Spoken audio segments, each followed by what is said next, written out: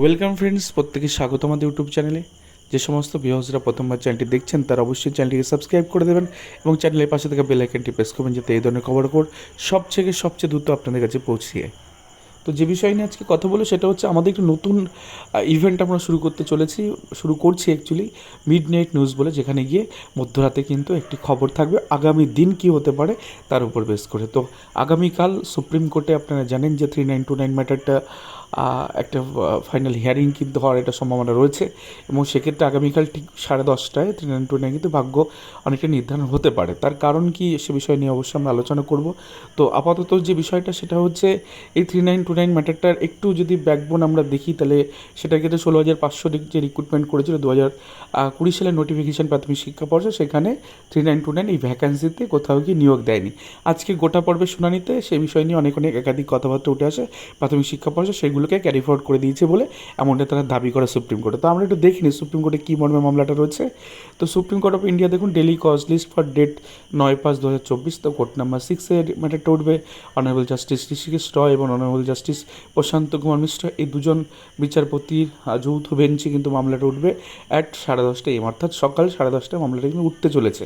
এটা official news এবং এটা পুরোপুরি কিন্তু সকাল 10:30 থেকে এই ম্যাটারটাই শুরু হবে। কারণ আজকে কিন্তু সকালবেলা ম্যাটার না হলেও মানে একটার এক সময় কোর্ট উঠে যায়, তার আগে 22 মিনিট হিয়ারিং হয়েছিল। তো আমরা একটু দেখে নিই যে কী হিসাবে রয়েছে কেসটা। তো রেগুলার হিয়ারিং, তো সেক্ষেত্রে recruitment related matter, case number হচ্ছে সিরিয়াল নাম্বার 100 এবং আগামীকাল 101 শুরুর থেকে হবে, তো 10:30 এটা হবে।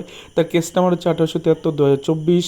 তো পিটিশনার হচ্ছে এখানে Ali Hasan Mondal and others versus West Bengal board of primary education, এবং এক্ষেত্রে যিনি আজকে সওয়াল জবাব করেছিলেন তিনি হচ্ছেন জয়দীপ গুপ্ত। তিনি পর্ষদের আইনজীবী হিসেবে দাঁড়িয়েছিলেন এবং তিনি একাধিক মন্তব্য আজকে করেন যে এই সেটগুলো, এই যে 3929 সিটটা 2020 সালের রিক্রুটমেন্টের ক্ষেত্রে এই সিটগুলো আমরা পরবর্তী নিয়োগের ক্ষেত্রে ক্যারি ফরওয়ার্ড করে দিয়েছি, এবং সেক্ষেত্রে সেই ভ্যাকান্সিটা 11,765 তার একটা অধিকাংশ অংশ নিয়োগ হয়ে গেছে, প্রায় 9,533 জন নিয়োগ হয়ে গেছে, বা তাদের কাউন্সিলিং প্রক্রিয়া কিছুটা বাকি আছে থার্ড ফেজের। তো মোদ্দা কথা, এই মামলা, এই সিটটা মানে এই যে ডিভিশন বেঞ্চ, মানে সিঙ্গেল বেঞ্চে কিন্তু 252 জন অর্ডার হয়ে গেছিলো, ডিভিশন বেঞ্চে সেটাকে বলেছেন যে সবাইকে দিতে হবে 2014 টেট পাস যারা 2020 সালে রিক্রুটমেন্টে পার্টিসিপেশন করেছিল। তো কোথাও এই সিটটা কিন্তু আগামীকাল বেরিয়ে সম্ভাবনা আছে, এবং আজকে 3929 পক্ষ থেকে যে মূল পিটিশনার যারা আলী হাসান মণ্ডল, তারা কিন্তু আজকে কোথাও গিয়ে তাদের যে যিনি লিডিং অ্যাডভোকেট তাদের কিন্তু দাঁড় করান। তো আগামীকাল হয়তো দাঁড় করাবে, সেক্ষেত্রে PS পাটুলিয়া স্যার হয়তো দাঁড়াবেন এবং একটি নিষ্পত্তি দিয়ে কিন্তু বিষয়টা গড়াবে। যেহেতু সামনে সামার ভ্যাকেশন, আশা করা যায় কালকে দ্রুত নিষ্পত্তির দিকে এগোতে পারে। তো গোটা দিন কিন্তু আমাদের নজর থাকবে সুপ্রিম কোর্টে কালকে। তো thank you for watching this video. এই ছিল আজকের মিড নাইট নিউজ। ধন্যবাদ সকলকে।